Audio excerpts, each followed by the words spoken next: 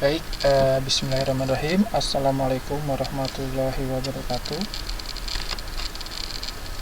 Alhamdulillah, pada kesempatan malam hari ini kita kembali dipertemukan untuk melanjutkan perkuliahan kita analisis kasus bisnis, terutama melanjutkan pembahasan yang pada minggu lalu sudah dikaji bersama. Minggu lalu belajar tentang apa? Masih ingat? Tentang persediaan ya, tentang menentukan berapa jumlah yang optimal, menentukan reorder point, belajar tentang EOQ dan seterusnya ya. Masih ingat?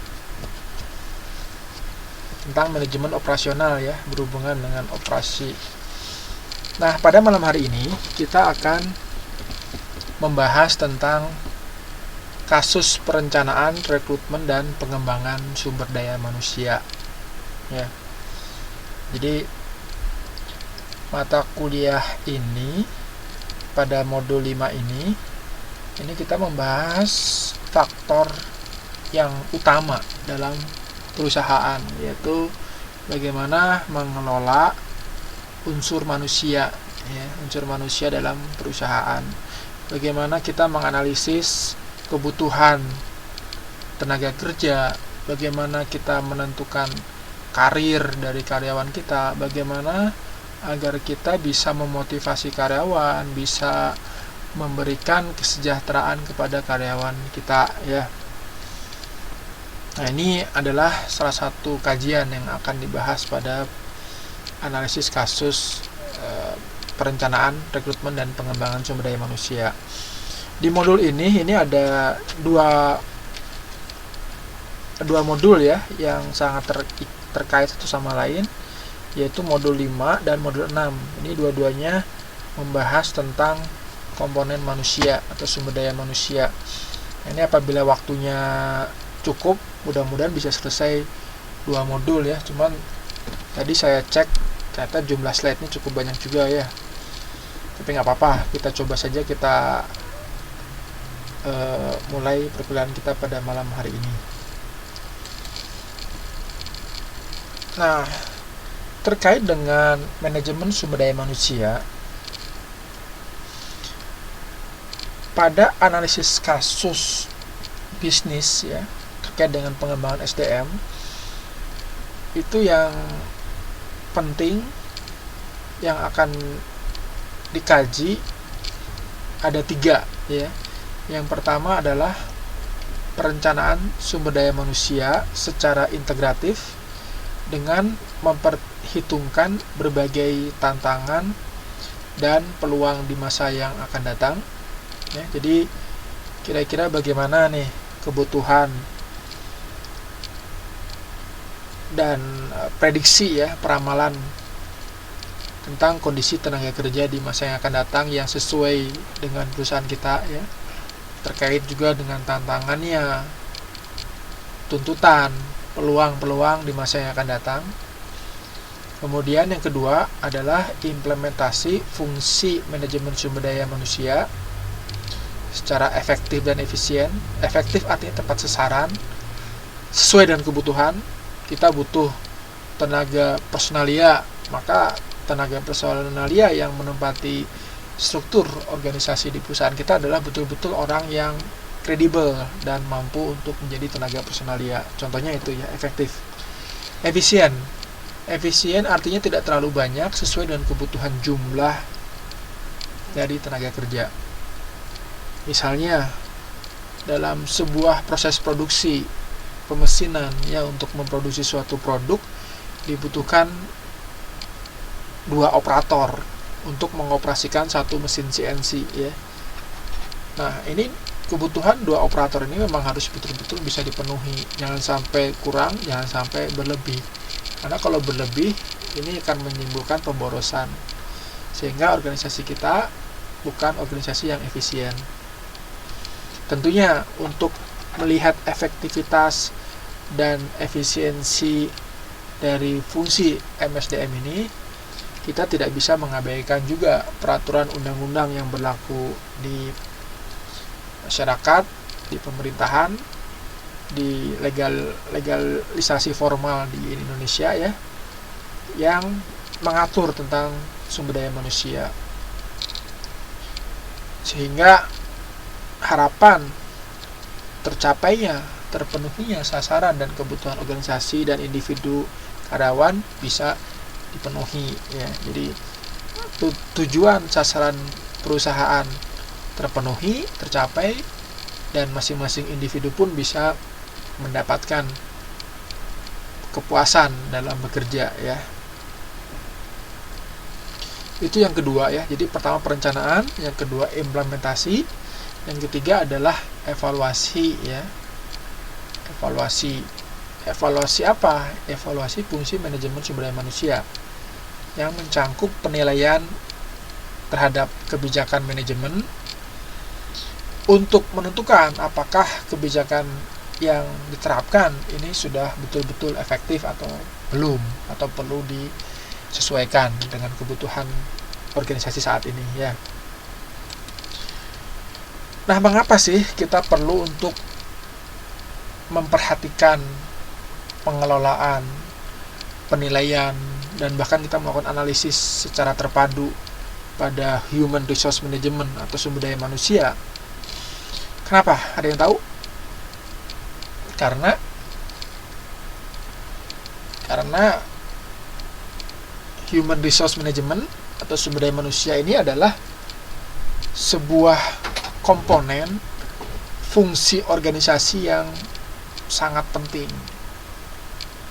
ya, sehingga perlu orang-orang yang tepat, yang sesuai, yang mampu melaksanakan pekerjaan sesuai dengan kebutuhan perusahaan.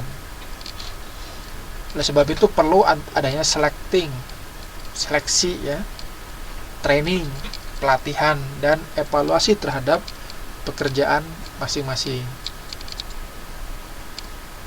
ya. Kemudian yang kedua,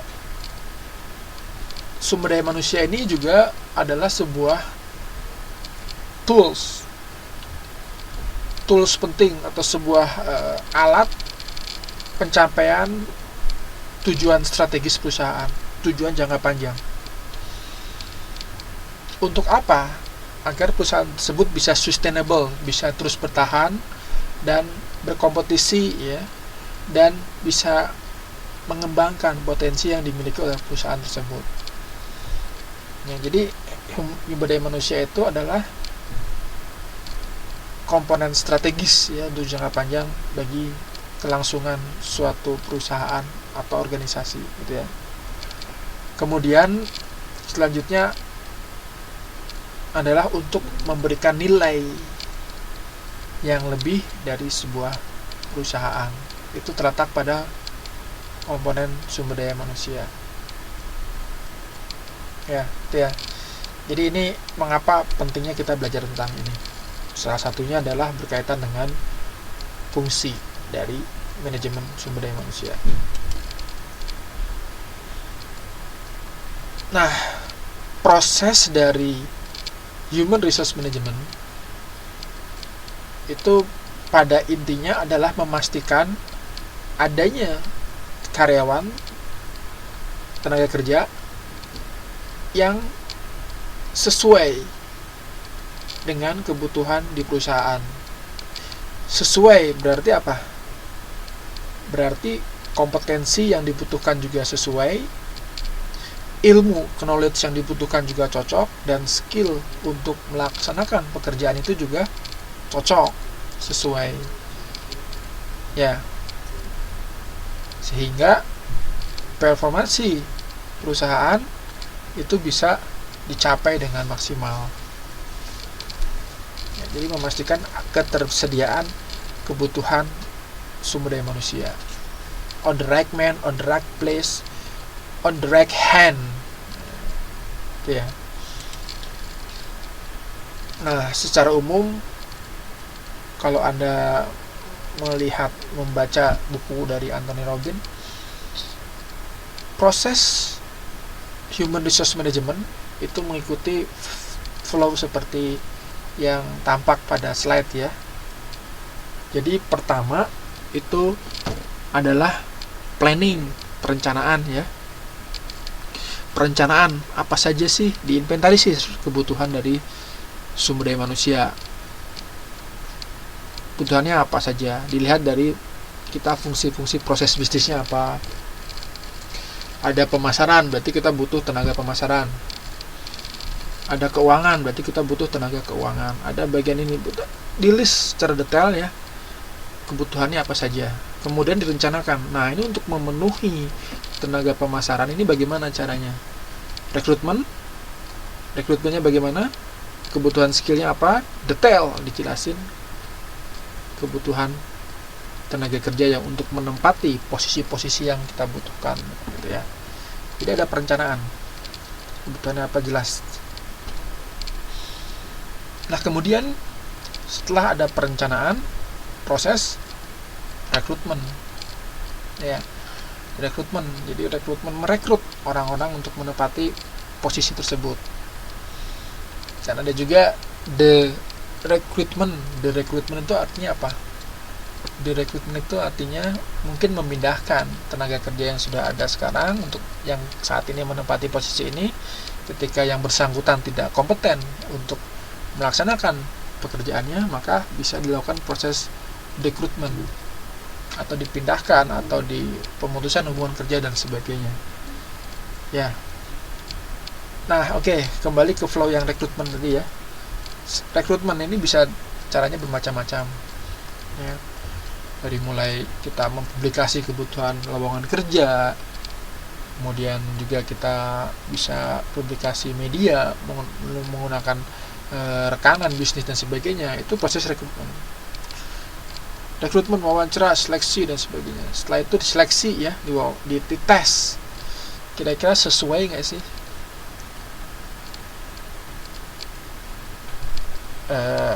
jumlah orang-orang yang mendaftar ini, mana kira-kira yang cocok gitu kan ya. Kan tentunya tidak satu ya, bisa lebih dari satu. Ini diseleksi. Kira-kira dari beberapa orang misalnya ini kira-kira mana diseleksi, yang mana yang paling cocok. Gitu ya. Jadi seleksi. Nah, kemudian setelah seleksi itu juga melibatkan proses identifikasi kompetensi untuk penempatan di pekerjaan ya. Setelah seleksi dipilih, muncul hasil orang-orangnya siapa saja yang cocok, kemudian diorientasi dikenalkan dengan dunia perusahaan kita gitu ya, dengan bidang garapan yang akan dia kerjakan, yang akan dia bergelut di situ ya selama beberapa periode. Itu dia ada proses orientasi, pengenalan. Ya, pengenalan. Kemudian untuk mengupgrade, untuk menyesuaikan dengan posisi pekerjaan yang dilakukan, maka ada proses training juga ya. Training untuk mengadaptasi kompetensi, skill-skill yang dibutuhkan untuk melaksanakan pekerjaan yang lebih spesifik ya.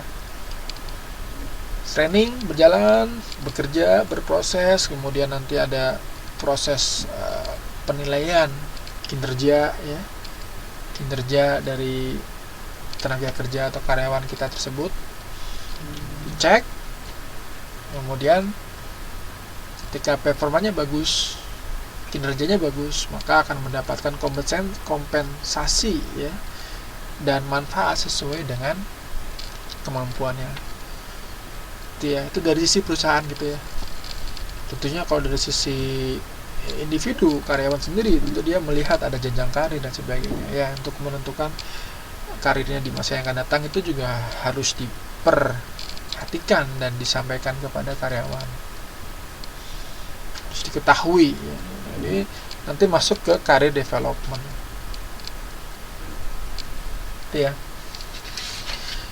Nah, itu tentang perencanaan sampai dengan pengembangan karir. Ini seluruhnya ini adalah sebuah komponen, step, tahapan dalam proses manajemen sumber daya manusia. Ya, ini prosesnya seperti ini.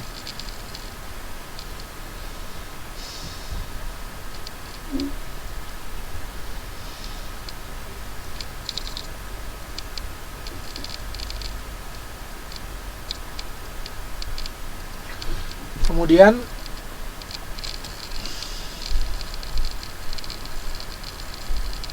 nah ini proses planning ya, perencanaan ya.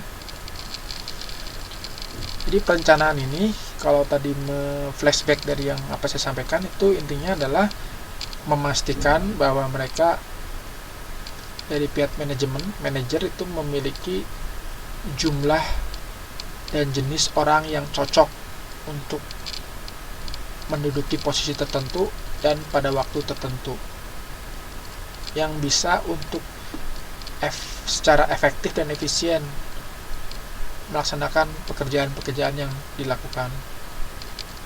Itu fungsi dari proses perencanaan. Perencanaan berarti identifikasi sekarang posisinya bagaimana, kebutuhan saat ini gimana, kebutuhan di masa depan bagaimana. Jadi jangan sampai hanya melihat kebutuhan saat ini saja tanpa melihat kebutuhan di masa yang akan datang. Nah, apabila tidak melihat kebutuhan di masa datang, maka pada masa yang akan datang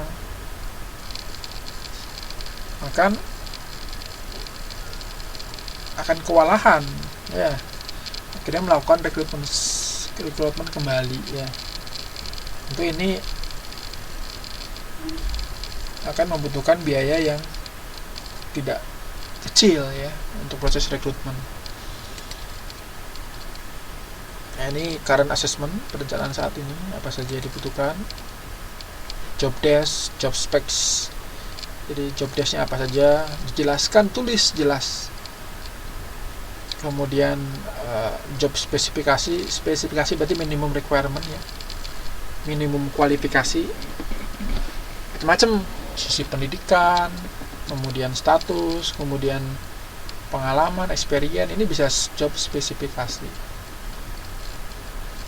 Deskripsi ini tentang apa saja pekerjaannya, jenisnya bagaimana, pekerjaannya seperti apa. Nah, setelah kita melakukan perencanaan, nantinya kita melihat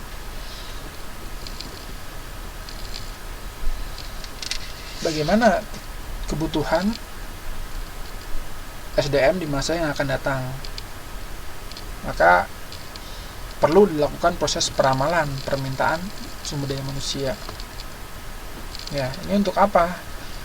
Untuk menentukan jumlahnya, keahliannya, dan bahkan lokasi dari karyawan yang akan diperlukan perusahaan pada waktu yang akan datang, dalam rangka untuk mencapai sasaran organisasi ya. Jadi dilihat supply dari employee dan demand for employees. Supply of employee, demand for employee. Supply-nya bagaimana, demand-nya bagaimana. Permintaan, demand-nya dari kita, supply itu dari eksternal, ketersediaan. Nah, ini harus seimbang. Nah, kalau supply-nya sedikit, demand-nya tinggi, maka harga jual dari karyawan tersebut pun bisa naik. Jadi gaji yang akan kita berikan kepada karyawan tersebut pun tinggi, karena tidak semua orang bisa untuk melaksanakan pekerjaan yang bisa dia lakukan ya. Jadi tidak semua orang, sedikit, supply-nya terbatas, maka bisa meningkatkan harga dari orang tersebut ya. Ini jangankan di perusahaan, di sepak bola pun gitu loh ya. Sepak bola, olahraga, basket dan sebagainya, itu juga transfer, ada transfer pemain, ada jual beli pemain. Ini satu hal yang memang sangat penting dilakukan oleh para tim-tim nasional, tim-tim klub-klub papan atas ya. Sehingga tidak jarang ada salah seorang pemain yang harga transfernya itu sangat tinggi sekali. Kenapa? Karena memang dia punya skill yang tidak dimiliki oleh pemain yang lain. dia memiliki skor cetak gol dalam beberapa season atau satu season itu berapa banyak gol yang bisa dihasilkan. Ini juga meningkatkan nilai dari orang tersebut. Nah, di perusahaan juga sama. Kadang kita membutuhkan seseorang yang kompeten, kredibel, mampu untuk berada di posisi strategis. Kemudian yang bersangkutan juga memiliki kemampuan psikologi dan emosional yang stabil sehingga mampu mengambil keputusan. Nah, ini tidak banyak orang yang bisa seperti ini. Dengan cepat, dengan tepat, itu tidak banyak. Sehingga memang tidak mudah untuk melakukan proses pemenuhan sumber daya manusia yang dibutuhkan oleh perusahaan. Nah, kalau kita kebayang prosesnya yang sulit seperti itu, maka kita pun harus membayangkan bagaimana jika kita tidak mengelola orang-orang seperti ini untuk tetap bertahan, untuk tetap berprestasi, bekerja dengan baik di perusahaan kita. Sehingga harus apa? Harus treatmentnya pun harus tepat kepada orang-orang yang seperti ini. Nah, sebab itu pentingnya bagaimana kita mengelola sumber daya manusia, memanusiakan karyawan istilahnya ya, sesuai dengan skill, kemampuannya dia. Ini penting sekali, karena kalau tidak di-manage, dikelola dengan baik, maka orang tersebut bisa pindah untuk bekerja di perusahaan lain yang memberikan kompensasi yang lebih besar mungkin ya, memberikan kesejahteraan yang lebih baik dibandingkan dengan di perusahaan kita. Nah, ini harus diperhatikan ya ketika kita menjalankan sebuah bisnis ya, di organisasi dan sebagainya. Nah, faktor-faktor apa nih yang berpengaruh terhadap proses staffing ini ya, penempatan? Itu diantaranya adalah strategic goal ya, jadi tujuan jangka panjang perusahaan.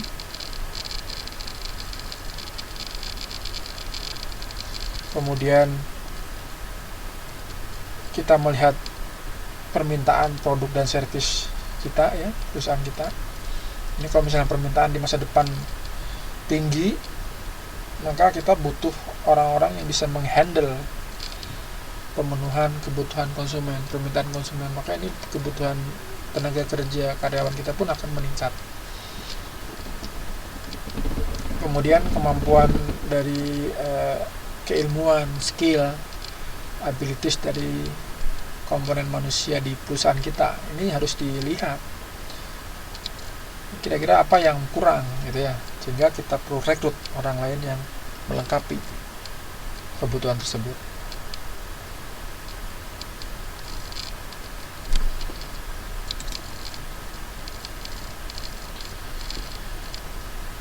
Tipe kasus perencanaan SDM itu pada intinya ada dua dalam perencanaan SDM itu.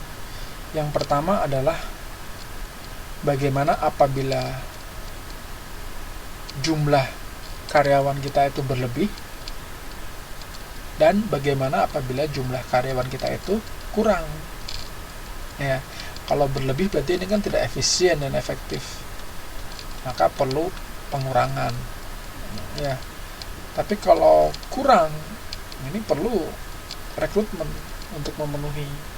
Nah, perencanaan itu pada intinya untuk menyeimbangkan surplus dan shortage-nya dari kondisi karyawan di perusahaan kita ya. Nah, kalau surplus, nah ini ada 4 strategi yang bisa diterapkan. Yang pertama, pengangkatan secara terbatas. Jadi kita mengangkat orang-orang tertentu yang potensial untuk perusahaan di masa depan dari orang-orang yang sudah ada ya, sudah bekerja, kita promosikan orang-orang tertentu Ini untuk mengeliminasi sebetulnya karyawan-karyawan yang tidak dibutuhkan. Kemudian yang kedua, pengurangan jam kerja. Ini untuk mengurangi jam kerja. Jadi bisa dengan shift ya, dengan sistem shift, sehingga beban kerjanya juga lebih ringan bagi perusahaan untuk memberikan kompensasi. Kemudian bisa juga dengan pemensiunan dini, karena berlebih ya, ditawarkan kira-kira siapa yang mau pensiun dini gitu misalnya. Perampingan, nah ini bisa juga dengan menggunakan direkrut ya, pemutusan hubungan kerja bagi orang-orang yang tidak kompeten atau bermasalah di perusahaan. Nah, bagaimana apabila kekurangan tenaga kerja? Nah, bisa dengan pengangkatan secara kreatif. Jadi berdasarkan keputusan dari manajer, pemberian insentif, program pelatihan. Nah, jadi di-upgrade skillnya nih. Kebutuhan tenaga kerja yang dibutuhkan, ada yang sudah ada, kita upgrade untuk memenuhi posisi yang menjadi kebutuhan. Kemudian penyesuaian standar seleksi. Seleksi disesuaikan dengan kebutuhan. Dan kalau kebutuhannya betul-betul mendesak, itu juga bisa menggunakan pelaksanaan kerja lembur. Jadi beban kerjanya terlalu tinggi, sehingga kita memberikan kompensasi yang lebih juga bagi karyawan-karyawan yang mau untuk menambah jam kerjanya ya, untuk memenuhi kebutuhan pekerjaan di perusahaan kita ya, dengan menggunakan lembur ya, kerja lembur. Atau juga bisa dengan temporary worker ya, perpindahan pekerja sementara, part time gitu ya misalnya ya, untuk membantu aktivitas bisnis di perusahaan kita bisa terpenuhi, dibutuhkan part time gitu ya, karena sifatnya temporary ya. Kemudian bisa juga dengan outsourcing, dengan lembaga yang menjadi partner dengan organisasi kita ya, untuk menyediakan outsourcing. Ini banyak outsourcing ya di perusahaan-perusahaan, bahkan di lembaga-lembaga instansi pemerintah. Misalnya untuk kebutuhan administrasi, itu mereka tidak merekrut tenaga kerja langsung, tapi dia outsourcing, kerjasama dengan perusahaan lain, administrasi sebagai tenaga administrasi. Jadi instansi tersebut tidak perlu melakukan rekrutmen, cukup dengan meminta dengan perusahaan yang menyediakan tenaga kerja. Biasanya kalau outsourcing ini tenaga kerja yang pekerjaannya reguler ya, umum, bisa banyak dikerjakan oleh yang lain. Tapi ada juga tenaga kerja yang pekerjaannya khusus ya, dengan outsourcing juga ada. Nah, setelah perencanaan, kebutuhannya tahu, pengurangannya tahu, perlu dikurangi atau perlu ditambah, kemudian seandainya kita kekurangan, maka proses selanjutnya adalah dengan rekrutmen karyawan ya, analisis kasus rekrutmen karyawan. Bagaimana untuk melakukan rekrutmen? Secara umum kita dengan publikasi lowongan jabatan atau pekerjaan, kemudian pihak-pihak yang orang-orang yang tertarik dia melakukan lamaran pekerjaan, kita melakukan penerimaan lamaran dari orang-orang yang apply lamaran pekerjaan, kemudian kita seleksi dan saring, kan dikurangin ya mana yang cocok. Setelah itu baru diangkat dan ditempatkan sesuai dengan posisi yang dibutuhkan oleh perusahaan.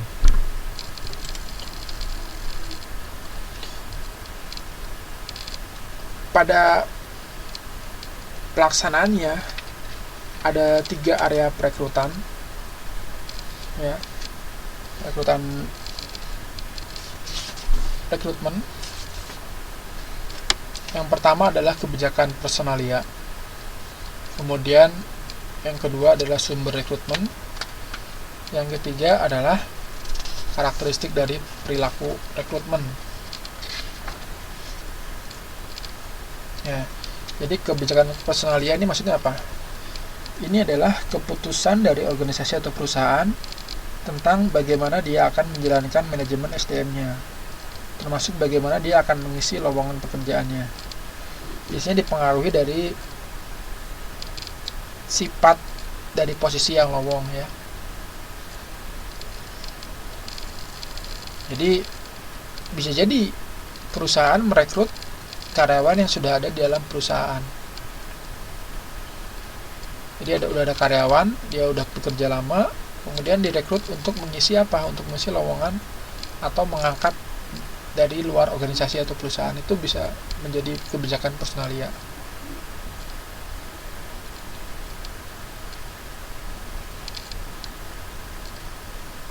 Nah, jadi rekrutmen itu bisa internal atau eksternal ya.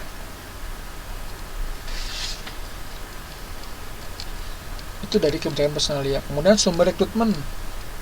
Nah, sumber rekrutmen juga ada sumber internal, ada sumber eksternal.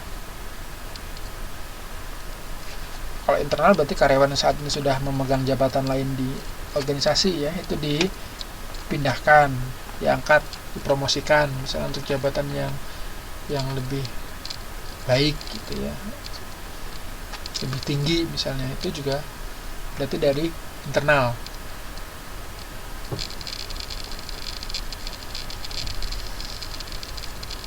Kemudian sumber rekrutmen juga bisa jadi eksternal.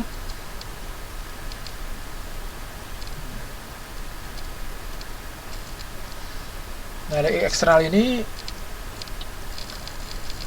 juga dilakukan berarti dari luar ya, luar perusahaan.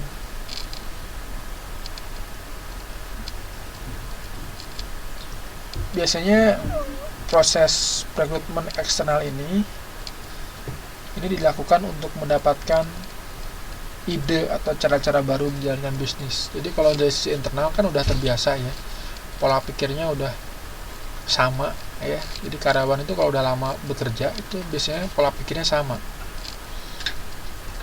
Meskipun kita promosikan, kita rotasi pekerjaan dan sebagainya, ini dampaknya adalah pola pikir yang sama biasanya. Nah, untuk menanggulangi dan mengatasi hal tersebut, maka perusahaan perlu untuk melakukan sumber rekrutmen dari eksternal. Ya, mencari sumber rekrutmen dari eksternal. Untuk apa? Untuk membangun pola pikir yang baru, ide-ide yang baru demi kemajuan perusahaan. Kemudian area yang ketiga adalah karakteristik dari perilaku perekrut. Jadi aspek ini terutama mempengaruhi program perekrutan.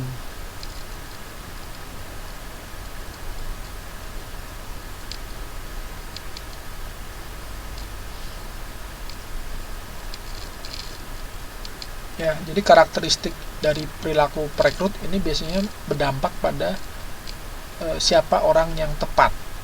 Sehingga kadang-kadang kan kalau kita rekrutmen, proses rekrutmen itu ada wawancara ya. Wawancara itu salah satunya untuk melihat kira-kira perilaku apa, perilaku yang cocok untuk perusahaan kita gitu ya. Mau melamar apapun biasanya dari wawancara ya, itu untuk melihat kira-kira perilaku perekrut itu yang tepat, cocok seperti apa. Bahkan melihat juga keberterimaan dari lingkungan organisasi, lingkungan perusahaan terhadap orang tersebut. Ya.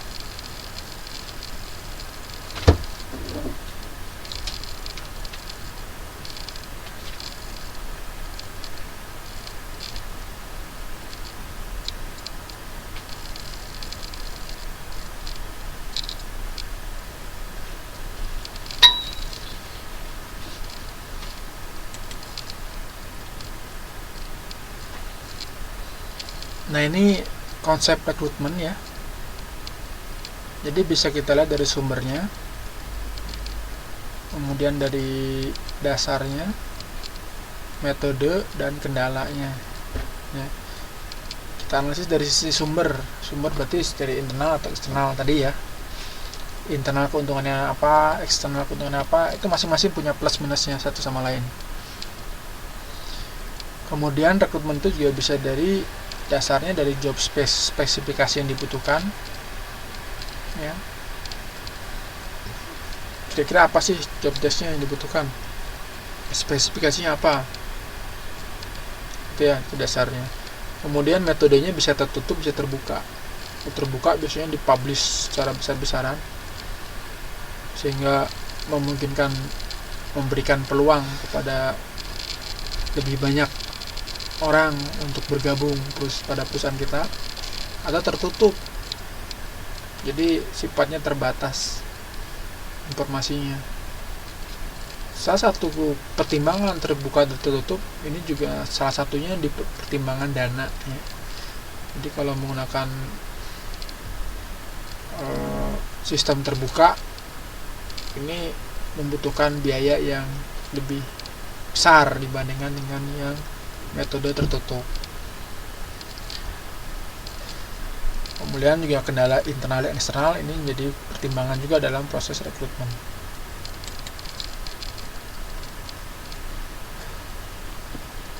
Nah, ini secara umum sumber-sumber dari kandidat para pekerja itu bisa kita kelompokkan dari 5 sumber. Bisa dari internet, ini yang zaman sekarang itu udah mulai banyak dari internet. Karena apa? Karena bisa keuntungannya adalah mendapatkan peluang calon tenaga kerja yang lebih besar dan bisa secepatnya mendapatkan feedback. Kemudian kerugiannya mungkin ya karena terlalu besar ya cakupannya, maka akan semakin banyak juga yang unqualified atau tidak memenuhi kualifikasi pekerjaannya. Yang kedua, nah ini referensi dari karyawan kita. Ada keuntungannya adalah bisa memberikan pengetahuan tentang perusahaan kita kepada yang bersangkutan lebih cepat, sehingga terbayang pekerjaannya di sana itu seperti apa.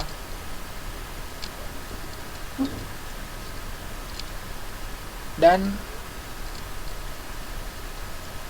orang yang mereferensikan pun ini memberikan pengaruh terhadap kredibilitas karyawan yang akan direkrut ya, dari referensinya dia. Itu keuntungannya. Tapi kerugiannya adalah mungkin tidak akan bisa memenuhi kebutuhan tenaga kerja yang lebih beraneka ragam.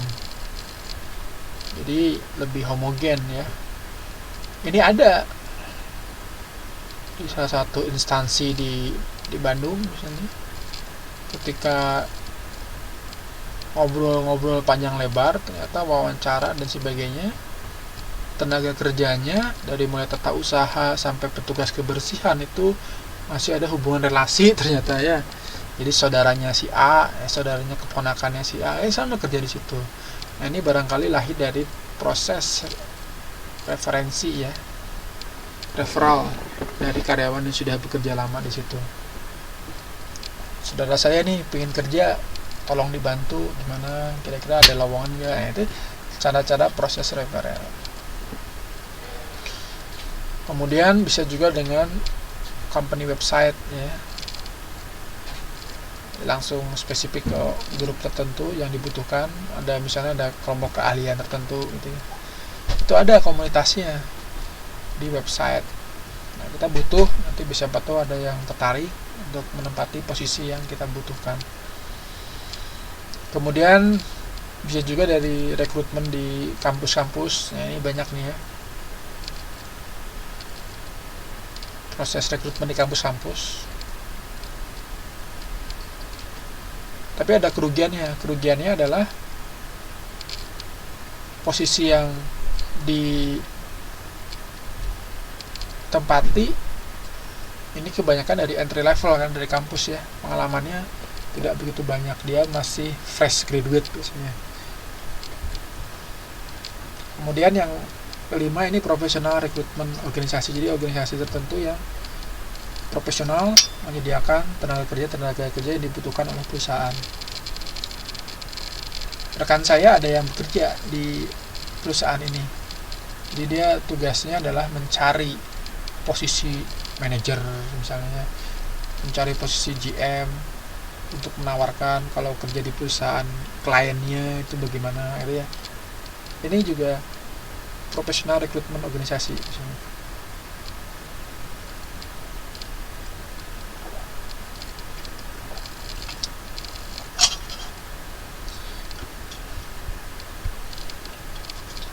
Nah, ini rekrutmen dan dekrutmen. Jadi bedanya apa? Kalau rekrutmen itu adalah merekrut, mencari tenaga kerja untuk bergabung dengan perusahaan kita.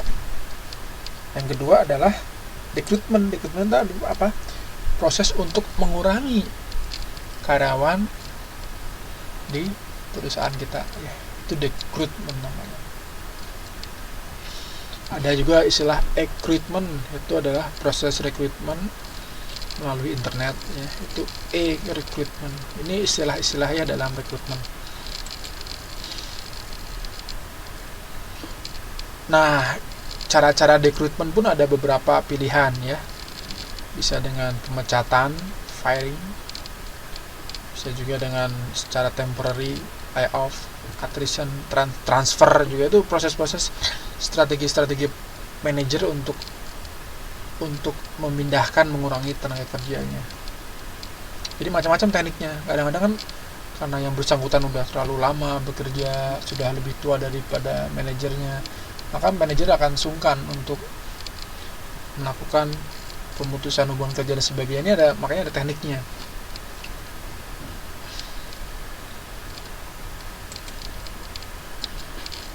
Nah, ini proses seleksi ya. Seleksi itu berarti berhubungan dengan proses screening para pelamar kerja untuk memastikan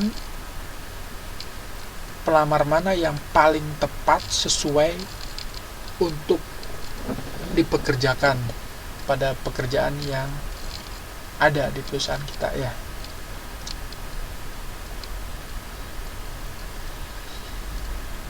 Seleksi. Nah, setelah terseleksi, setelah menjadi bagian dari perusahaan kita, maka langkah selanjutnya adalah orientasi ya,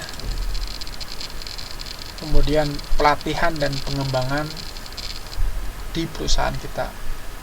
Apa itu pelatihan dan pengembangan? Pelatihan adalah usaha yang dilakukan oleh organisasi untuk membantu perkembangan pembelajaran antar anggota atau antar komponen karyawan ya di perusahaan. Nah, kalau pelatihan ini biasanya jangka pendek ya, tujuan yang ingin dicapai jangka pendek. Jadi bukan jangka panjang. Nah, yang kedua itu pengembangan. Apa itu pengembangan? Pengembangan adalah usaha yang diorientasikan ke arah yang lebih luas pada keterampilan individu untuk tanggung jawabnya di masa yang akan datang ya. Jadi ini pengembangan itu lebih jauh. Pengembangan karir misalnya, pengembangan jabatan posisi. Ini sifatnya lebih jangka panjang ya dibandingkan dengan pelatihan. Pelatihan kan pendek ya. Nah, keduanya ini adalah untuk membekali karyawan, tenaga kerja kita untuk mampu melaksanakan pekerjaan yang spesifik yang ada di perusahaan ya. Jadi spesifik, jadi tidak perusahaan pekerjaan umum tapi yang spesifik ya, yang sudah khusus.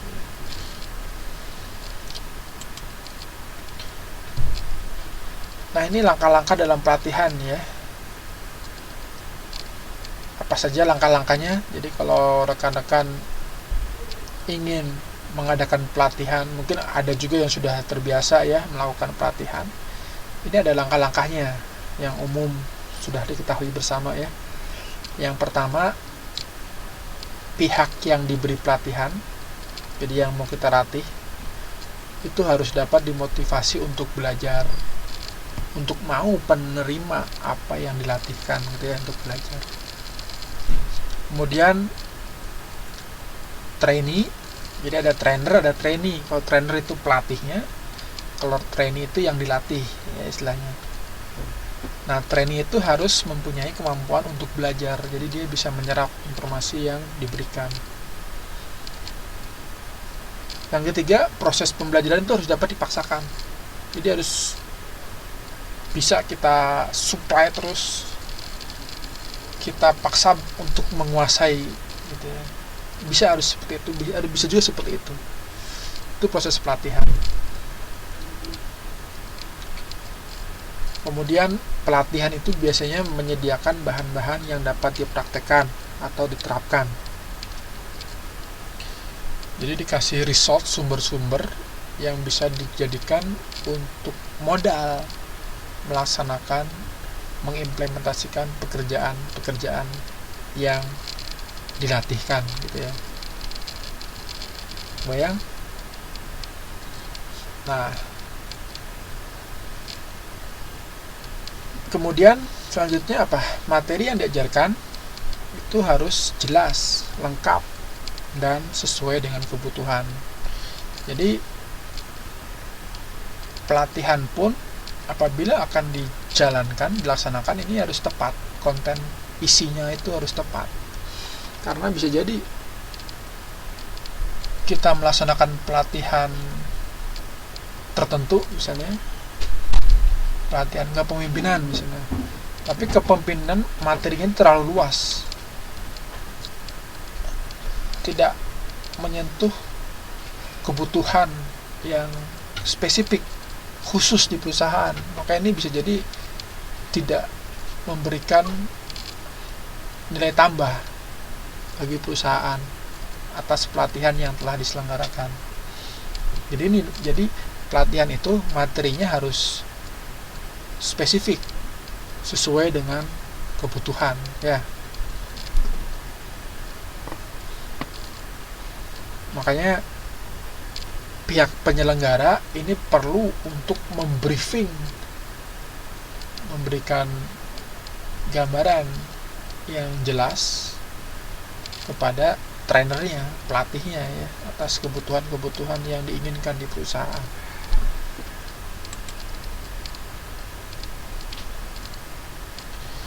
Ada pendekatan sistem pelatihan dan pengembangan yang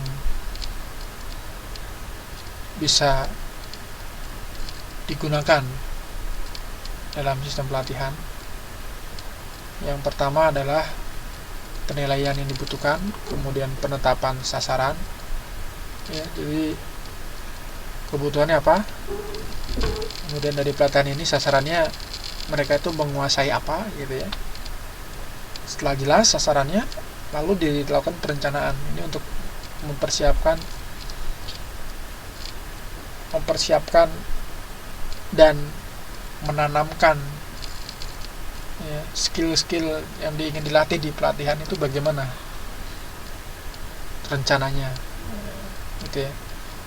Apakah perlu, misalnya contohnya nih, apakah perlu ada outbound, pelatihan kebersamaan. Biasanya kalau pelatihan training itu kan salah satunya untuk meningkatkan kebersamaan itu perlu simulasi gitu ya.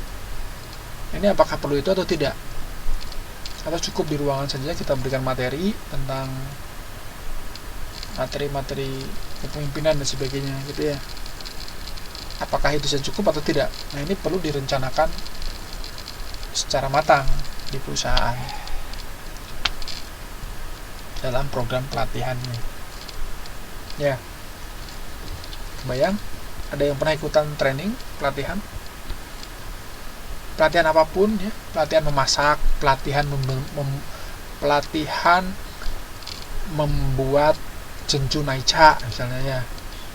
Nah, Anda harus sebagai peserta setelah pelatihan ini bisa nggak membuat Cencu Naica misalnya.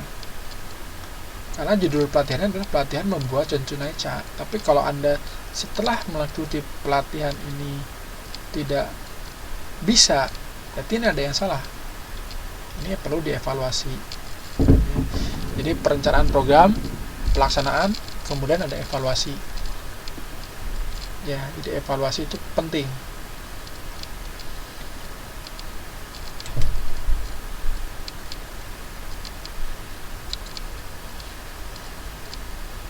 Ini dalam memimpin penilaian dibutuhkan, itu perlu analisis organisasi, kemudian juga bisa analisis tugas, analisis individu ya. Ini untuk memastikan bahwa kebutuhan organisasi tepat dengan kebutuhan pelatihan. Jadi kebutuhan organisasi tepat dengan sistem pelatihan yang dicanangkan, diprogramkan gitu ya. Sehingga individu-individu yang dilatih ini bisa betul-betul memiliki skill ya, skill yang tepat setelah proses pelatihan berlangsung. Nah, ini sasaran ya. Sasaran harus jelas, hasilnya terukur, parameternya jelas.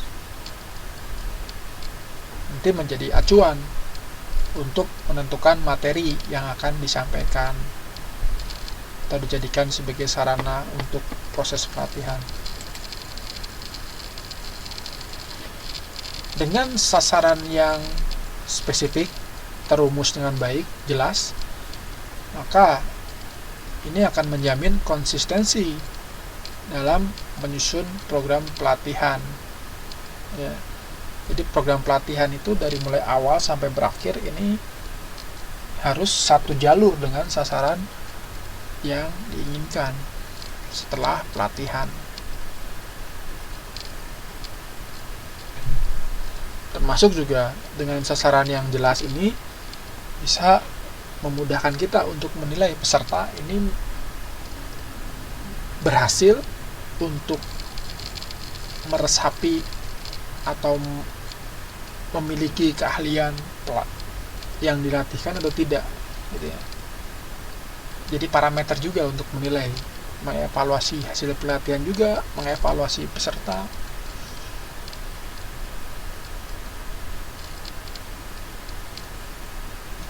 Oleh sebab itu, ini informasi ya tentang kondisi peserta, siapa saja pesertanya.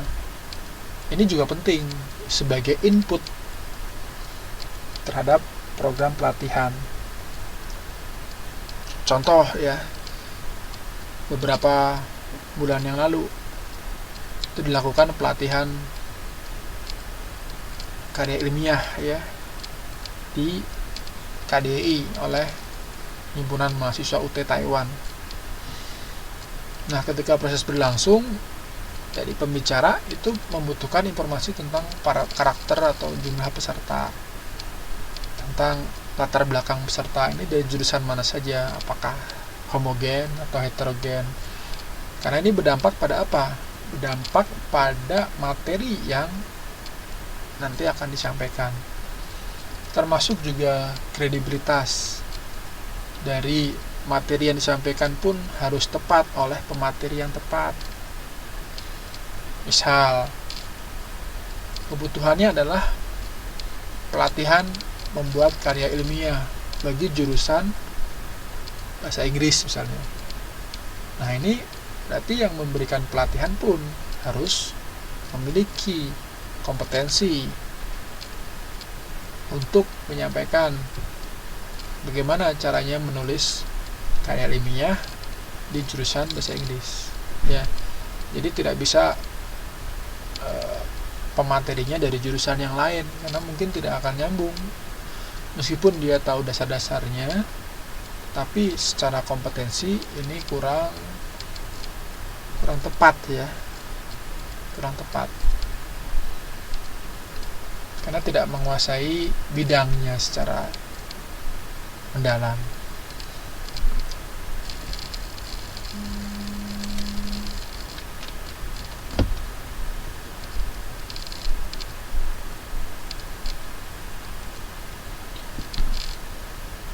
Apa tujuan pelatihan? Tentunya untuk melatih, meningkatkan kualitas output, menurunkan berbagai hal ya, biaya-biaya, meningkatkan performansi dari karyawan. Banyak ini manfaat dari tujuan pelatihan. Ini untuk karyawan ya, spesifik manfaatnya apa saja. Bisa juga untuk membantu membuat keputusan, pemecahan masalah, program-program tertentu ya, pengenalan, prestasi, banyak ini manfaat untuk karyawan. Kemudian bagi perusahaan juga banyak ya, memperbaiki pengetahuan kerja dari karyawan, moral SDM, ciptakan tanggung jawab dari para karyawan. Banyak ini manfaat dari pelatihan. Oleh sebab itu biasanya pelatihan ini minimal dalam setahun itu sekali.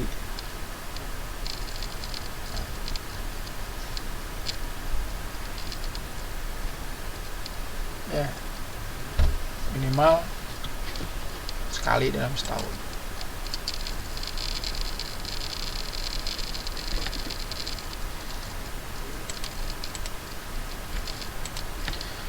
Hubungan, nah ini hubungan antar sumber daya manusia, intra, antar grup, dan pelaksana juga. Ini ada manfaatnya, ada komunikasi antar grup yang biasanya masing-masing divisi bekerja sendiri-sendiri. Dengan adanya pelatihan bersama, ini bisa komunikasi, akhirnya kekerabatan, kekeluargaan bisa terbangun.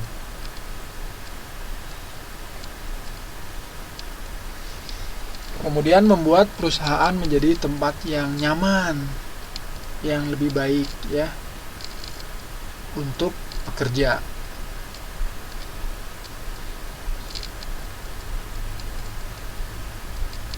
Kemudian meningkatkan juga keterampilan interpersonal dalam kaitannya untuk berinteraksi antar karyawan ya. Ini manfaat dari pelatihan.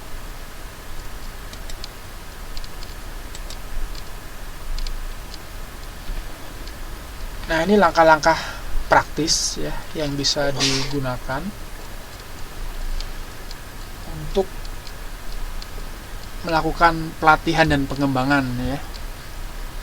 Yang pertama adalah penilaian kebutuhan. Jadi melihat apa saja kebutuhan dari perusahaan sebelum menyelenggarakan pelatihan. Kemudian setelah dilihat kebutuhannya, maka dirumuskan tujuan pelatihan dan pengembangannya. Dirumuskan ya. Jelas rumusannya, jelas sasarannya, detail, terukur. Maka digunakan untuk apa? Untuk menyusun materi program dan prinsip-prinsip pembelajaran.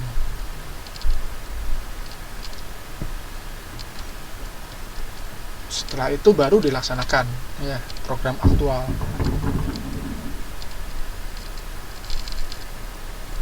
Nah, tujuan dan pengembangan ini nanti menjadi kriteria evaluasi setelah dilaksanakan proses pelatihan. Jadi untuk evaluasi dan umpan balik, kira-kira nih kebutuhan sebelum pelatihan dengan setelah pelatihan ini bisa dipenuhi atau tidak gitu ya. Tujuan sasaran yang ingin dicapai bisa terpenuhi atau tidak. Itu proses evaluasi dan umpan balik ya dari proses pelatihan dan pengembangan. Jadi ini stepnya seperti ini ya, flow-nya.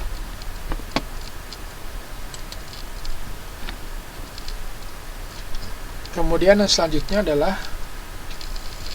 analisis kasus pengelolaan dan penilaian kinerja ya.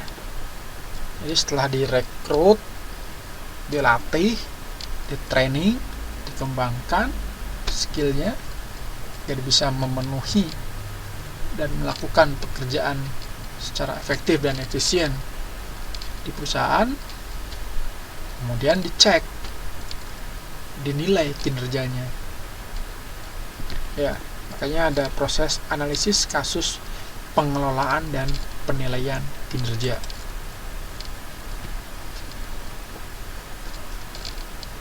Nah, ini dikenal dengan manajemen kinerja biasanya istilahnya ya. Istilah lain dari pengelolaan kinerja itu manajemen kinerja.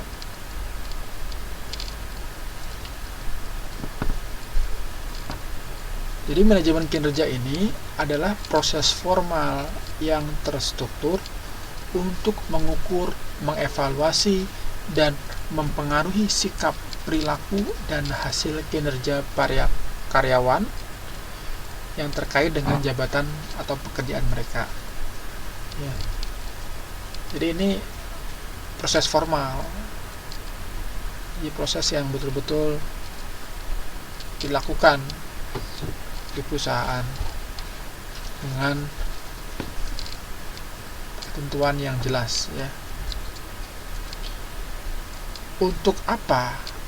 Untuk melihat, mengevaluasi bagaimana pekerjaan terkait dengan jabatan dan pekerjaannya dan jenis pekerjaannya. Ya. Nantinya dengan sistem manajemen kinerja ini juga mampu mengarahkan dan memotivasi para karyawan untuk memaksimalkan usaha mereka dalam mencapai tujuan organisasi. Ya. Ini manfaat dari sistem manajemen kerja ya. Jadi bisa memaksimalkan dan memotivasi karyawan.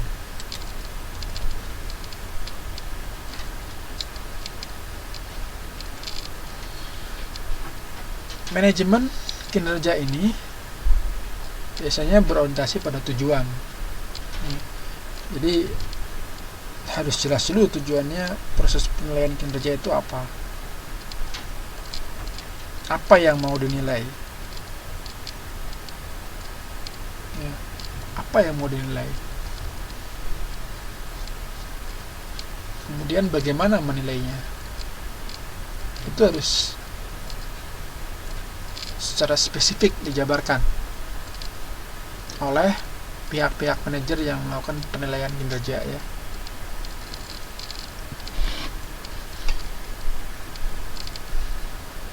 Nah, penilaian pun tidak hanya pada satu individu, bisa juga dinilai secara tim, kelompok ya. Jadi ada pekerjaan tertentu ya yang dilakukan secara tim. Nah, ini yang dinilai timnya, kinerja timnya. Jadi bonusnya kalau misalnya bagus kinerjanya itu bukan bonus individu, tapi bonus tim. Itu juga ada perusahaan yang seperti itu.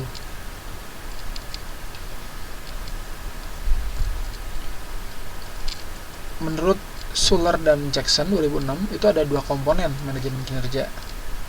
Yang pertama adalah pengukuran dan umpan balik kinerja.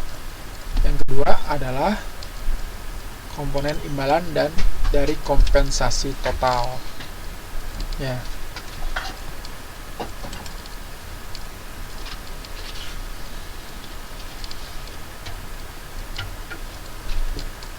Tadi mengelola kinerja, bagaimana mengelola manajemen kinerja ya. Jadi manajemen kinerja itu prosesnya, penilaian kinerja itu pekerjaannya dari proses manajemen kinerja ya. Jadi penilaian kinerja itu bisa juga disebut sebagai proses yang dilakukan organisasi untuk mengevaluasi hasil kerja para karyawan, untuk mengevaluasi individu dan tim juga ya yang tadi ya.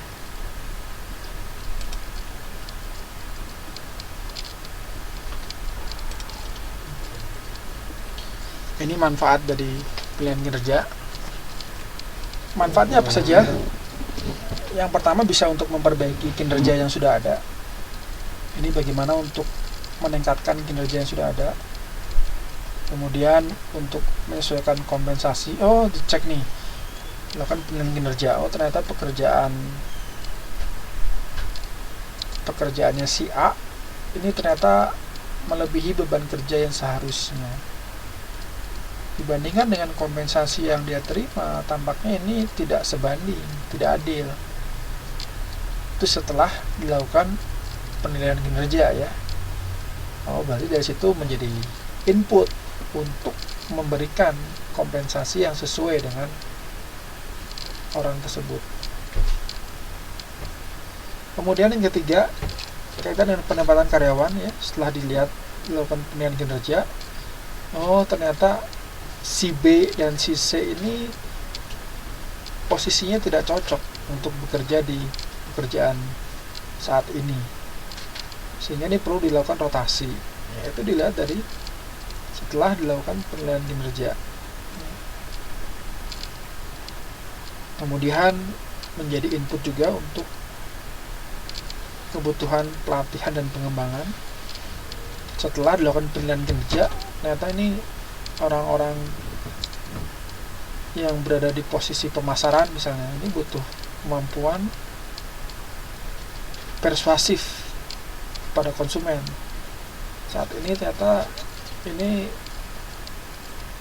produk kita sulit dipasarkan ternyata karena pihak-pihak atau tim pemasaran tidak memiliki kemampuan persuasif yang baik misalnya. Maka ini jadi input untuk melakukan program pelatihan untuk melatih tim pemasaran misalnya. Jadi ini dari penilaian kinerja. Kemudian selanjutnya adalah mendeteksi kelemahan proses staffing ya. Jadi staffing ini ada kelemahannya. Ini bisa diukur dari penilaian kinerja. Mendeteksi ketidaktepatan informasi ya.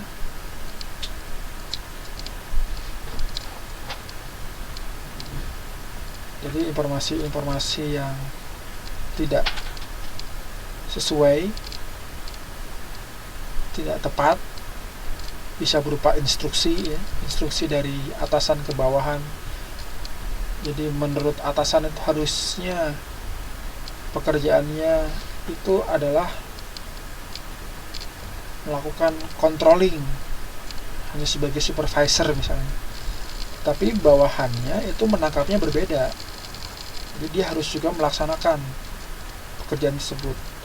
Nah ini tentu terjadi miskomunikasi ya. Nah ini bisa dilihat juga, dideteksi dari proses penilaian kinerja. Masih banyak lagi manfaat dari penilaian kinerja. Bisa juga untuk mendeteksi kesalahan desain jabatan ya, menjamin kesempatan kerja yang setara, faktor eksternal, umpan balik bagi departemen sumber daya manusia. Ini juga menjadi manfaat dilakukannya penilaian kinerja. Nah rekan-rekan mungkin ada ya yang pernah bergelut di bidang penilaian kinerja ya, atau pernah menjadi seseorang yang dinilai kinerjanya oleh atasan atau oleh orang lain gitu ya. Nah ini manfaatnya. Jadi bukan hanya kita melihatnya wah dinilai nih, kita takut dan sebagainya, bukan, tapi justru mungkin menjadi masukan untuk perbaikan kerja kita di masa yang akan datang. Ini terkait dengan penilaian kinerja ya.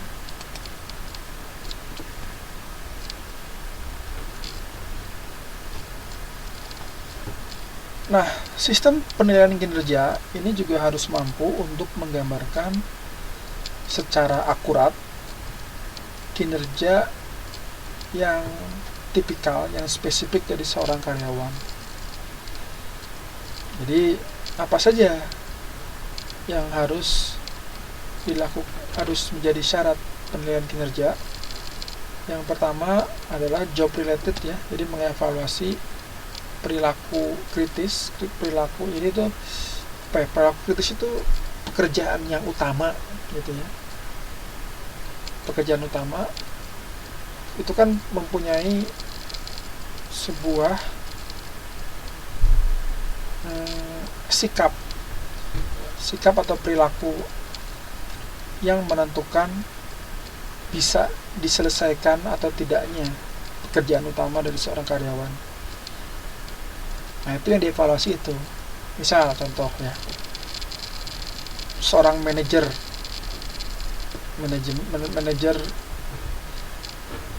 perencanaan produksi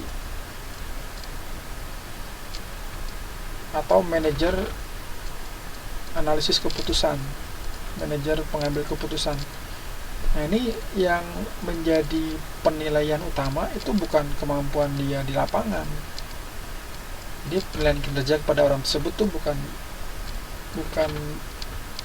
kemampuan operasional di lapangan, tetapi adalah bagaimana kemampuan dia untuk secara cepat, tepat dalam mengambil keputusan. Ya.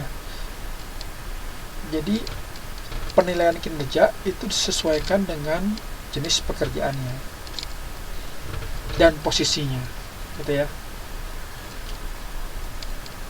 Itu yang pertama, syaratnya harus sesuai dengan pekerjaannya. Yang kedua, itu praktis. Jadi praktis itu berarti dapat secara mudah diaplikasikan dan dipahami oleh para evaluator dan karyawan yang dilakukan penilaian kinerja. Jadi praktis. Jadi kalau misalnya penilaian kinerjanya dengan kuesioner itu ya, itu kuesionernya harus jelas. Yang kita nilai bubuhkan pertanyaan di kuesioner itu harus bisa dipahami oleh yang akan mengisi kuesioner misalnya. Atau wawancara misalnya, kita mau melihat secara wawancara, kita kan menyuguhkan pertanyaan-pertanyaan ya kepada yang kita wawancarai. Nah, ini pertanyaan yang diberikan itu juga harus jelas dan bisa mengevaluasi kinerja yang bersangkutan. Bahkan kinerja itu bisa juga diukur tidak secara langsung. Jadi kita mengukur kinerja rekan kita gitu ya, itu dilihat dari atasannya dinilainya, kemudian dari bawahannya, dan dari orang-orang yang memiliki jabatan yang setingkat gitu ya. Jadi bisa jadi secara vertikal maupun secara horizontal. Kemudian yang ketiga itu terstandarisasi. Nah, ini untuk memastikan penilaian kinerja ini adalah seragam. Jadi dengan pekerjaan yang sama, itu poin-poin penilaian kinerja yang diukur itu sama. Kan ada juga ya penilaian kinerja pada pekerjaan yang sama, ternyata nilai-nilainya yang dinilai dievaluasi itu berbeda. Nah, tentu ini tidak akan menghasilkan hasil yang baik untuk membandingkan antara kinerja karyawan yang satu dengan karyawan yang lain pada pekerjaan yang sama ya. Nanti kan untuk membandingkan juga bisa ya dengan penilaian kinerja ini.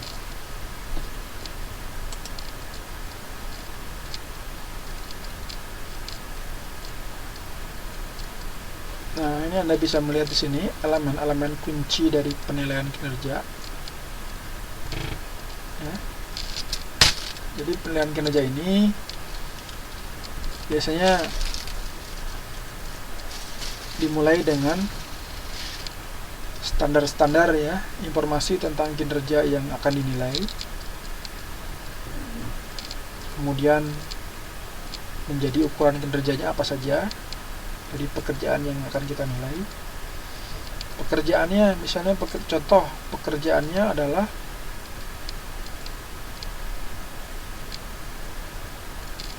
merancang sistem informasi gitu ya. Dia sebagai divisi Research and Development and Information gitu misalnya.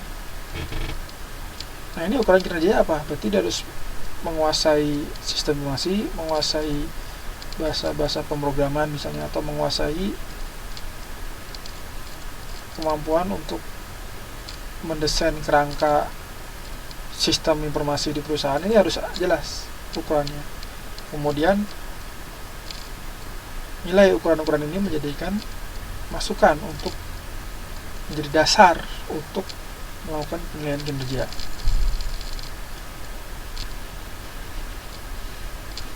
Ya, jadi yang dinilai karyawan, kinerja karyawan nanti dinilai melakukan proses penilaian kinerja. Setelah dilakukan proses penilaian kinerja dari karyawan yang bersangkutan, ini menjadi umpan balik untuk keputusan-keputusan dari sumber daya manusia ya, dari bidang SDM, HRD, untuk melakukan treatment kepada karyawan yang bersangkutan. Treatmentnya apakah perlu di training, dilatih, atau seperti apa, itu tergantung kebijakan dari manajer sumber daya manusia di sini.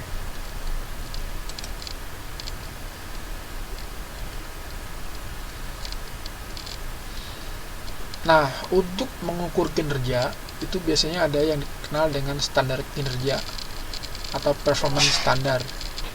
Ini adalah tolak ukur yang digunakan untuk mengukur kinerja. Standar ini tiap pekerjaan, tiap kinerja di perusahaan itu udah jelas standarnya apa. Ini menjadi sebuah landasan untuk melakukan penilaian kinerja, standar kinerja ini. Tiap perusahaan biasanya memiliki perbedaan standar kinerja. Ya. Meskipun dia bergerak di bidang yang sama, misalnya di bidang perbankan, di bidang retail, di bidang manufacture, itu memiliki standar kinerja yang berbeda-beda biasanya. Jadi mereka mengembangkan divisi manajemen sumber daya manusia yang merancang dan merumuskan standar kinerja dari masing-masing pekerjaan di perusahaan tersebut sesuai dengan proses bisnis perusahaan tersebut. Ya.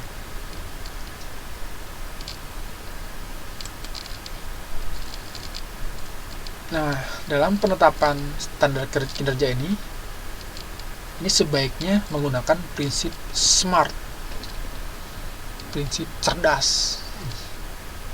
S, SMART, spesifik ya, jadi jelas dan rinci. M itu adalah measurable, dapat diukur. Jadi setelah jelas dan rinci, maka harus dapat diukur. Jangan sampai nggak bisa diukur kinerja karyawan.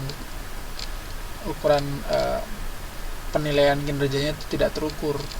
Ini sulit untuk dievaluasi. Kemudian A, achievable ya, jadi dapat dicapai. Jadi standar kinerja, misalnya nih standarnya adalah memenuhi target tertentu. Nah, targetnya ini harus bisa dicapai. Jangan sampai kita membuat standar kinerja dengan target yang jelas, terukur, tapi ini tidak bisa dicapai. Misal pemasaran, standar per bulan harus bisa mengeluarkan 1000 produk. Sementara kapasitasnya cuma 500, ini jelas tidak akan tercapai. Kapasitas perusahaan cuma bisa memproduksi 500 produk. Nah, tenaga pemasaran ini diminta untuk bisa menjual 1000 produk, ini jelas tidak masuk akal, tidak bisa tercapai. Jadi kalau 500 kapasitas produksi, mungkin sebulan harus bisa 250. Itu artinya kinerja karyawan tersebut baik. Kalau tercapai 500 berarti luar biasa, tepat gitu ya. itu achievable. Kemudian result oriented, jadi berorientasi pada hasil. Hasilnya bagaimana, bagaimana, ya. Bukan pada proses. Karena kita melihat standar kinerja ya. Kalau pada proses ini penilaiannya menjadi subjektif, jadi bukan standar lagi. Karena kalau ada subjektif, ini beda orang yang menggunakan, beda cara pandangnya ya. Jadi nggak bisa dijadikan standar kinerja. Jadi standar kinerja itu harus yang berorientasi pada hasil yang spesifik, tidak menimbulkan perbedaan persepsi. Kemudian time frame. Time frame itu apa? Time frame itu artinya jelas, jangka waktu pencapaiannya. Jadi terukur kapan ini dicapai. Mungkin rekan-rekan udah ada yang pengalaman ya untuk membuat rencana, kemudian harus jelas, spesifik, bisa dicapai, dan ada batas waktunya kapan. Karena kalau tidak ada batas waktunya, ini bisa panjang, jadi tidak bisa terukur. Jadi harus jelas. Ini SMART dalam penetapan standar kinerja. Nah, dalam aplikasi kita sehari-hari itu juga sama sebetulnya. Dalam hidup kita mencapai prestasi-prestasi tertentu, ini bisa kita terapkan metode SMART ini ya. Tahun ini, tahun 2015, saya ingin mencapai apa? Saya ingin mendapatkan apa? Saya ingin menjadi seperti apa gitu ya. Hal-hal apa saja yang harus saya selesaikan pada tahun ini. Anda bisa membuat sendiri secara pribadi dengan prinsip SMART, pencapaian pribadi ya. Ini standar kinerja. Nah, ukuran kinerja ini adalah nilai atau peringkat yang digunakan untuk mengevaluasi kinerja. Syaratnya harus mudah digunakan, reliable, dapat diandalkan, mampu memberikan informasi tentang perilaku-perilaku kritikal yang menentukan kinerja dari karyawan. Nah, kalau Anda melihat contoh di karya ilmiah gitu ya, yang berjudul penilaian kinerja karyawan di perusahaan studi kasus A, B, C, itu akan dibuka, itu ada memberikan standar ukuran-ukuran, bagaimana mengukurnya pun biasanya ada metodenya, dijelaskan di karya-karya ilmiah yang kaitan dengan penilaian kinerja karyawan ya. Anda bisa lebih jelas memahami tentang aplikasi dari penilaian kinerja ini.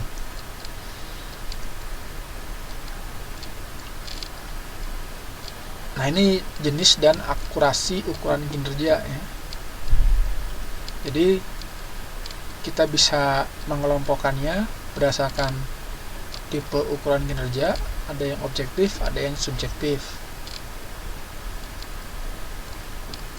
Kalau subjektif ini lebih banyak ke pandangan ya, pendapat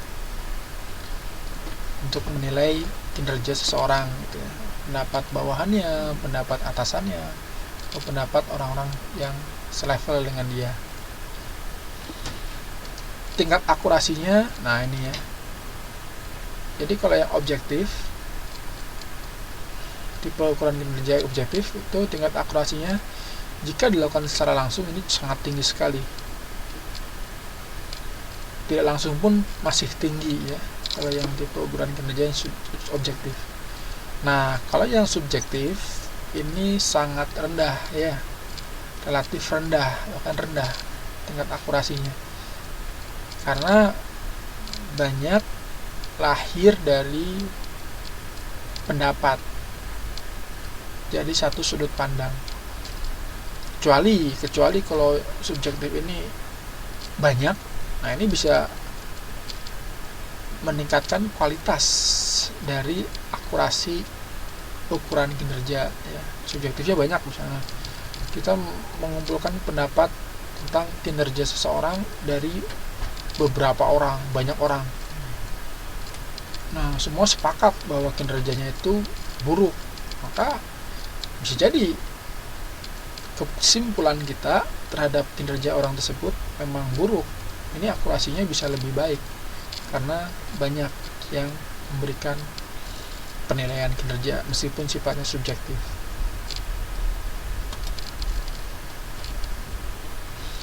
Nah, bagaimana proses penilaian kinerja ya? Yang pertama, mengidentifikasi tujuan-tujuan spesifik dari penilaian kinerja, kemudian menyusun kriterianya untuk menilai ya. Kriteria penyusunan kinerja ini apa? Kecepatan dalam bekerja misalnya, atau apa, kan macam-macam ya, jumlah konsumen misalnya yang bisa dilayani. Untuk tenaga teller ya kan dinilai dari sisi itu, kecepatan pelayanan misalnya, kepuasan pelanggan. Ini banyak ukuran-ukuran kriteria kinerjanya, dan nanti dikomunikasikan kepada para karyawan. Jadi dijelaskan, kamu kalau mau kerja benar, ini ukuran-ukuran kinerjanya, kamu harus gini. Nanti kalau kamu memenuhi ini 5 poin ini misalnya ya, maka kinerjamu akan baik. Kita bisa ngasih reward, kita bisa kasih bonus misalnya. Itu menilai kinerja ya, penilaian kinerja. Nah, ini kemudian diperiksa ya, pelaksanaan pekerjaannya sesuai nggak dengan kriteria-kriteria ini, mana yang sudah terpenuhi, mana yang belum. Setelah diperiksa baru dinilai skornya berapa. Oh, kamu, menurut saya misalnya kinerjanya, atau menurut hasil proses penilaian kinerja, kamu masih kurang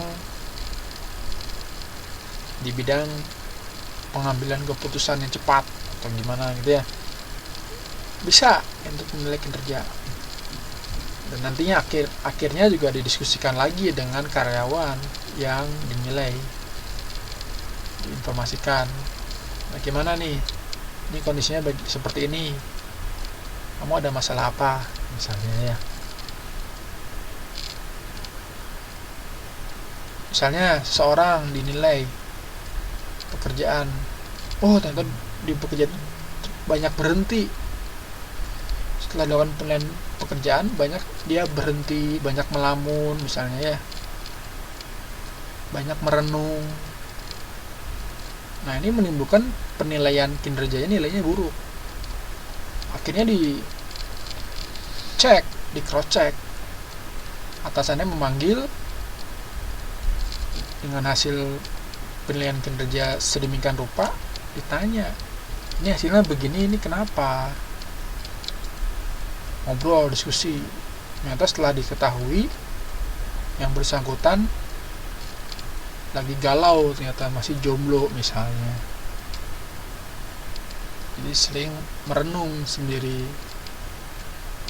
karena kesepian misalnya itu ya. Nah, ini menjadi input, feedback bagi perusahaan bagaimana treatment yang tepat terhadap karyawan tersebut. Jadi relatif ya, bagaimana kita lihat dengan situasi kondisi dari karyawan.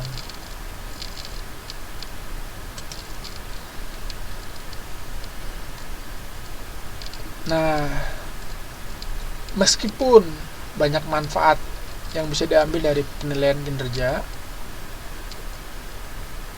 kita juga harus melihat tantangan yang akan dihadapi ya, yang bisa dihadapi, mungkin dihadapi dari proses penilaian kinerja ya. Ada beberapa pertimbangan yang perlu kita perhatikan. Yang pertama, kendala hukum. Nah, ini kendala hukum biasanya aturan-aturan yang mengikat, yang menghambat kita dalam proses penilaian kinerja. Kemudian bias penilai. Nah, ini ada bias ya. Jadi pihak penilai ini tidak bisa menangkap secara tepat dari proses penilaian kinerja. Jadi ada error. Dan ini wajar saja. Memang dalam setiap proses quality control gitu ya, itu pasti ada error. Nah, pertanyaannya, apakah error atau bias ini bisa ditoleransi atau terlampau jauh ya? Maka kalau terlampau jauh, ini berarti ada masalah, ada kesalahan dalam proses penilaian kinerja. Bisa jadi harus diulang ya.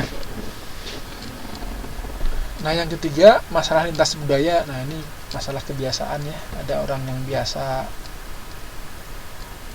untuk dinilai, ada juga yang tidak terbiasa, atau ada juga poin-poin penilaiannya itu tidak sesuai karena budayanya dia dalam bekerja itu yang tidak cocok. Jadi ada persoalan lintas budaya ya. Ini menarik ya. Misal kita biasa kerja di Indonesia. Di Indonesia tuh pekerjaannya relatif santai misalnya ya. Kemudian kita bekerja di Taiwan dengan tingkat disiplin yang tinggi, dengan tingkat tuntutan yang tinggi. Nah, kita dinilai ketika di Indonesia sebetulnya tidak ada masalah dengan cara kita bekerja. Namun ketika di Taiwan ini menjadi problem. Nah, kita tidak terbiasa dengan pola pekerjaan seperti itu. Maka ini menjadi masalah dalam penilaian kinerja juga ya. Atau kendala bahasa ketika wawancara, misalnya misi kuesioner tulisannya Mandarin, kita nggak bisa baca. Ini menjadi masalah lintas budaya juga dalam penilaian kinerja. Nah, ini contoh kendala hukum ya. Nah, ini Amerika Serikat misalnya, dia memberikan peraturan tertentu untuk terkait penilaian kinerja di perusahaan-perusahaan. Ini beda, masing-masing negara beda peraturan. Ini menjadi kendala juga, terutama misalnya perusahaannya itu perusahaan multinasional. Jadi perusahaannya mendirikan pabrik di Cina, di Thailand, di Brazil. Masing-masing ini punya karakter aturan hukum yang berbeda. Sementara kita ingin menetapkan standar kinerja yang sama ya. Ini jadi treatment juga yang harus diperhatikan.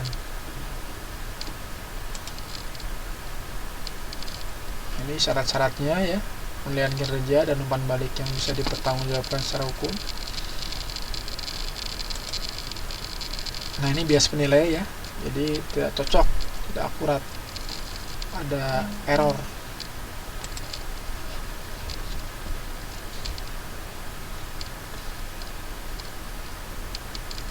Kemudian juga ada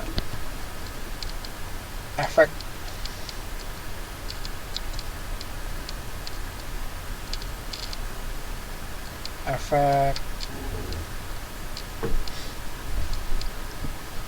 halo ya tadi ya, efek halo dalam proses penilaian kinerja. Ini bias nilai ya, prasangka pribadi. Ini juga menimbulkan bias penilaian kinerja ya. Nah, ini ada beberapa metode-metode dalam penilaian kinerja yang bisa digunakan di perusahaan. Ada metode umpan balik 360 derajat, metode rating scales method, critical incident method. Ini banyak metodenya. Ini juga bisa Anda pelajari sendiri ya, lebih detail. Jadi berbagai referensi yang ada.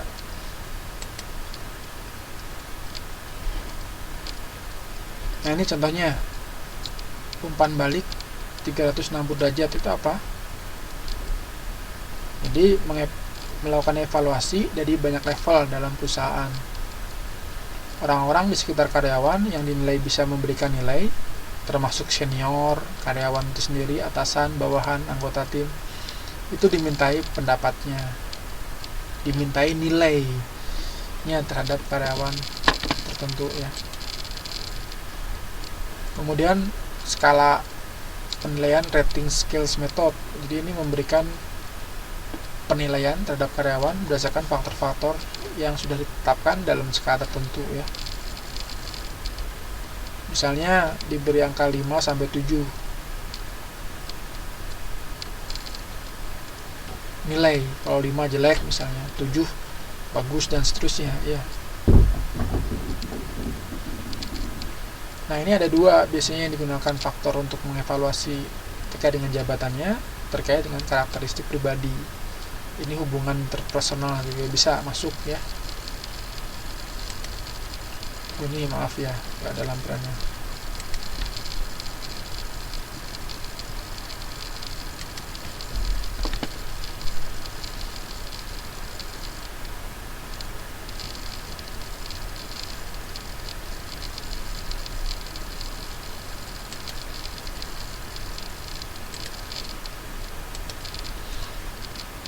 Kemudian ada juga metode insiden kritis ya. Jadi ini metode yang membutuhkan pemeliharaan dokumen-dokumen tertulis mengenai tindakan-tindakan karyawan yang sangat positif dan sangat negatif. Jadi ini biasanya kayak dulu masih ingat ya, ketika zaman SD, SMP, SMA. Dulu kalau misalnya kita terlambat, kita harus menulis buku catatan harian ya di sekolah.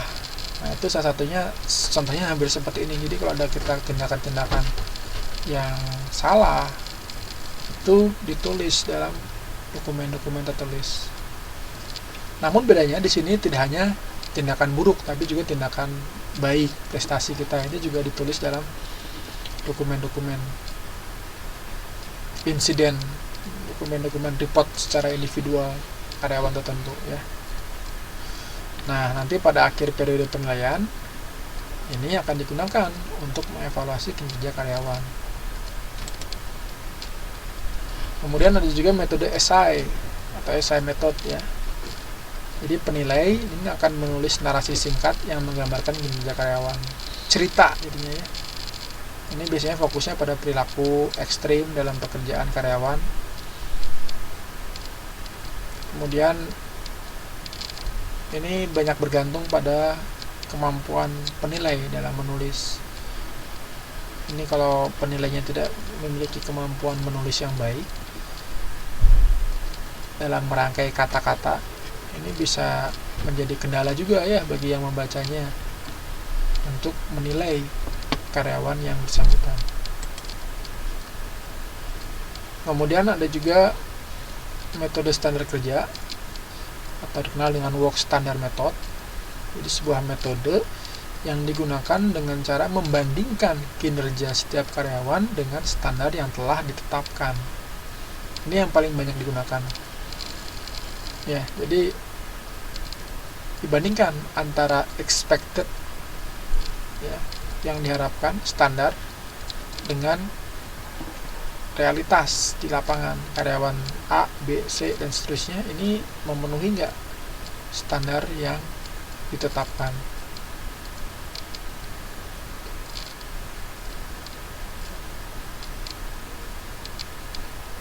Standar-standar ini juga mencerminkan output normal dari seorang karyawan rata-rata dengan yang bekerja dengan kecepatan normal. Termasuk juga untuk menilai beban kerja, ini juga bisa ya. Standar, ada standarnya. Kecepatan pengerjaan ada standarnya.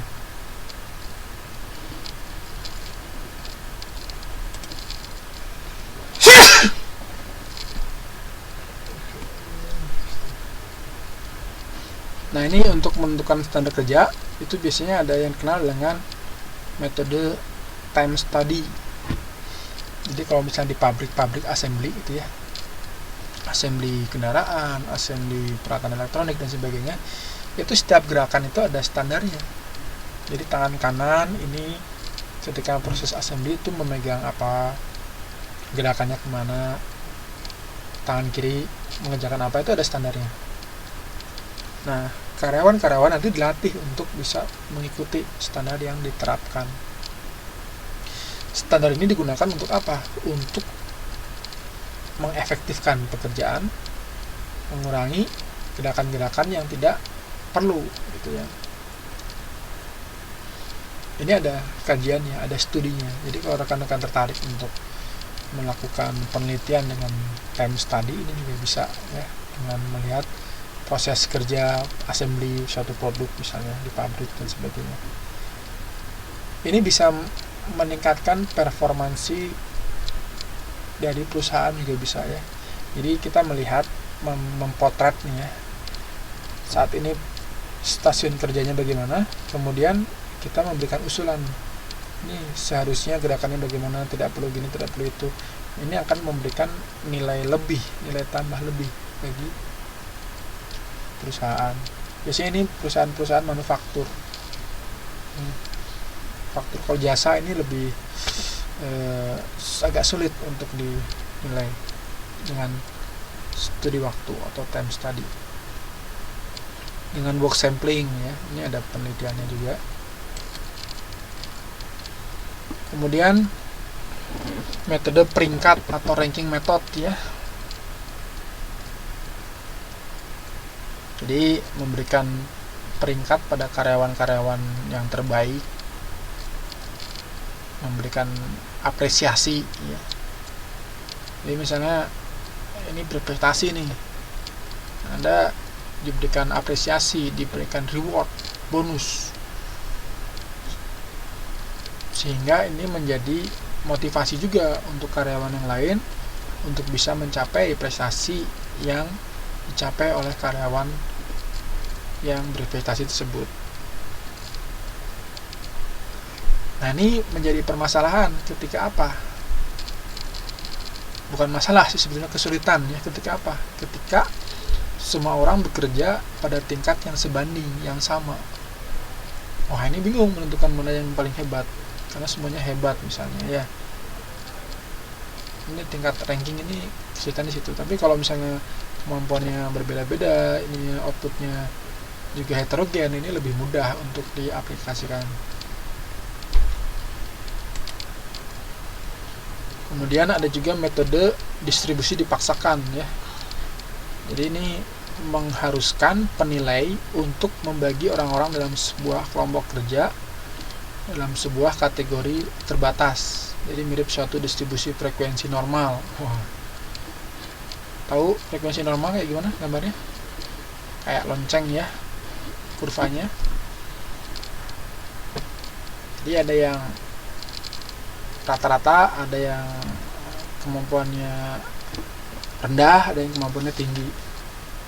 Biasanya kalau distribusi normal, itu jumlah orang yang memiliki kemampuan rata-rata itu lebih banyak dibandingkan dengan yang kemampuan atau kinerjanya bagus dan yang rendah.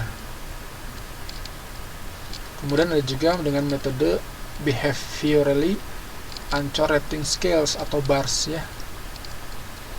Ini menggabungkan unsur-unsur skala penilaian tradisional dengan metode insiden kritis yang tadi ya, di combine.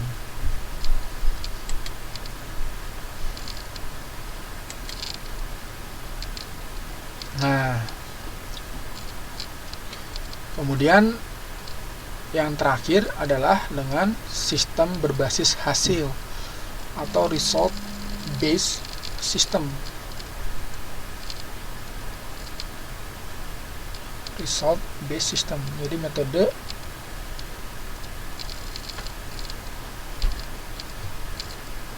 dengan menilai ya, menilai kinerja karyawan berdasarkan tujuan-tujuan atau result yang ingin dicapai pada setiap periode ya. Jadi hasil ya. Periode pertama outputnya harus seperti apa? Tercapai nggak? Kalau tidak tercapai berarti kinerjanya kurang. Kalau tercapai lebih berarti bagus gitu ya. Jadi dilihat dari outputnya. Tentunya output ini biasanya disepakati ya antara karyawan dan antara bawahan dan manajernya, ada kesepakatan. Bahkan kadang-kadang manajer dia melakukan proses bargaining atau tawar menawar dengan karyawan. Coba kamu ngajukan mau target kamu bulan ini berapa misalnya untuk pemasaran. Target saya sekian dari karyawan. Target saya 100 misalnya. Terus manajer dia nawarin, gimana kalau 150? Sanggup nggak? Nggak sanggup. 125, nggak sanggup. 100, ya udah 100. Oke, 100 harus tercapai. Tapi syaratnya apa gitu ya. Jadi ini ada tawar menawar. Kalau tercapai berarti kinerjanya bagus. Nah, ini berbasis hasil ya. Jadi banyak sekali metode-metode yang bisa kita gunakan untuk melakukan penilaian kinerja. Untuk menganalisis metode mana yang paling tepat, maka kita harus melihat dengan situasi dan kondisi dari perusahaan, situasi dan kondisi dari karyawan kita ya. Jadi situasi kondisinya bagaimana di lapangan, kemudian kita pilih metode penilaian kinerja yang mana yang paling sesuai gitu ya. Ada yang ingin tanyakan sampai di sini?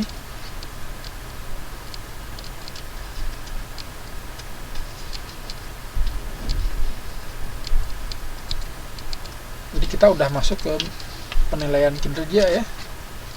Ini modul 6. Ini banyak materi-materi detail yang ada di sini yang saya tidak jelaskan secara detail. Nanti rekan-rekan bisa membaca sendiri ya, karena materinya sangat banyak sekali. Jadi saya menjelaskan tentang substansi dan hal-hal pokok yang perlu kita ketahui gitu ya. Tentunya kita belajar tidak hanya dari buku, bisa belajar dari pengalaman, dari situasi pekerjaan dan sebagainya, dari bisnis ya. Mungkin bahkan lebih banyak pelajaran-pelajaran dari bisnis ya rekan-rekan sekalian.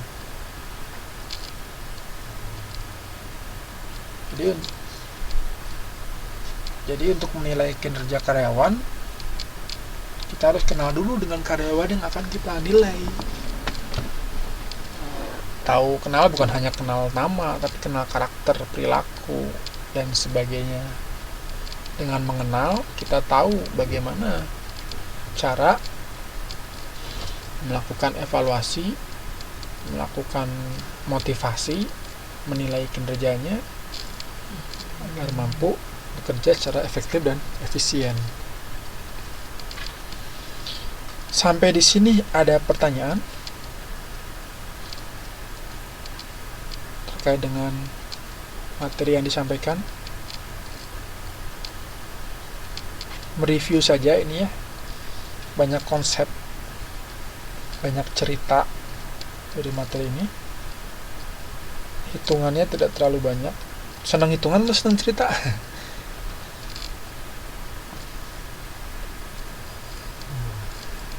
Tidak senang semuanya. Halo?